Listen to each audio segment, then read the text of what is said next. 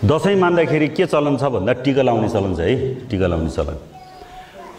अब के भन्दो रहेछ भने हाम्रो मान्छेहरूले, अनि त्यो टीका लाउने चलन त हाम्रो बुद्धिस्टको होइन रहेछ, बुद्ध धर्म मान्नेले टीका लाउनु पर्दैन भन्ने कुरा पनि हामीले बुझ्यौँ। तर हामी बुद्धिस्टले चाहिँ के गर्ने त, त्यो टीकाको सट्टामा हामीले के गर्ने भनेर त्यस्तो प्रश्नहरू पनि बेला बेलामा आउँछ। पहिलो कुरो चाहिँ हामीले त्यो जस्तै गर्नुपर्छ भन्ने छैन, किनभने आफ्नो आफ्नो धर्मअनुसार हो।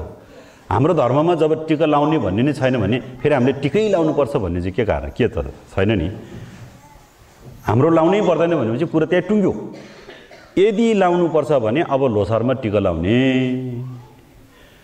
अब लोसारमा फेरि के टीका लाउने भन्ला फेरि त्यो रातो टीका सेतो टीका के होइन।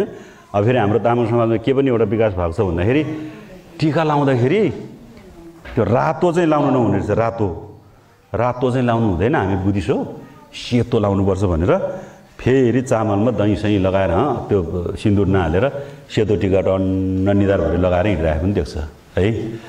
तर कुरा के बुझ्नुहोस् भने यदि दसैँमा तपाईँले टीका लाउनुहुन्छ भने दसैँमा है, अरू बेलामा के बेलामा लगाएको टीकाको अर्थ अर्कै होला।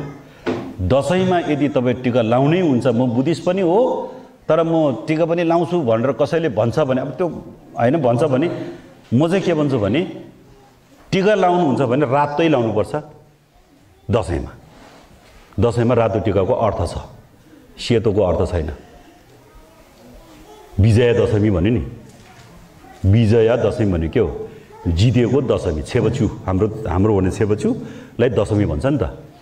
दशमीको दिनमा जितेको उपलक्ष्यमा रातो टीका लगाएको भन्ने प्रथा छ हिन्दू धर्मभित्रमा।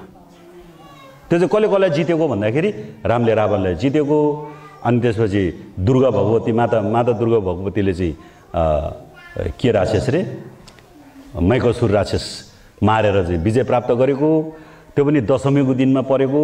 र त्यसरी चाहिँ असत्यमाथि सत्यको विजय भएको भन्ने अर्थमा रातो टीका लाउने हो, विजय उत्सव मनाएको। त्यो ठिक छ नि त, त्यो त गलत छ छैन, हिन्दू धर्म ठिक छ त।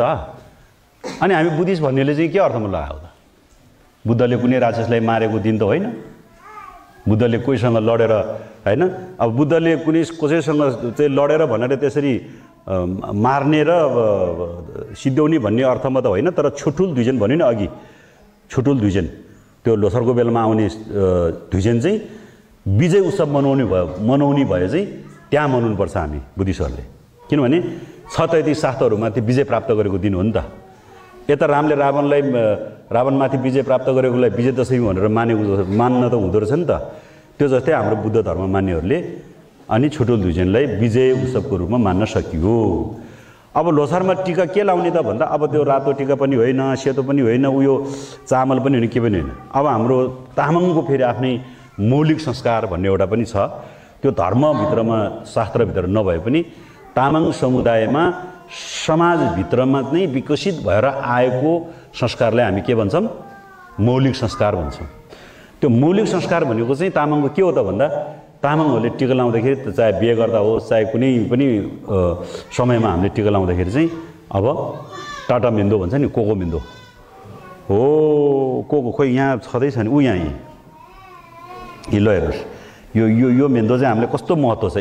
हाम्रो छोपाहरू चढाउँदा पनि चाहिन्छ हो, कुनै पनि कार्यमा यो चाहिन्छ, यो टाटा मेन्दो।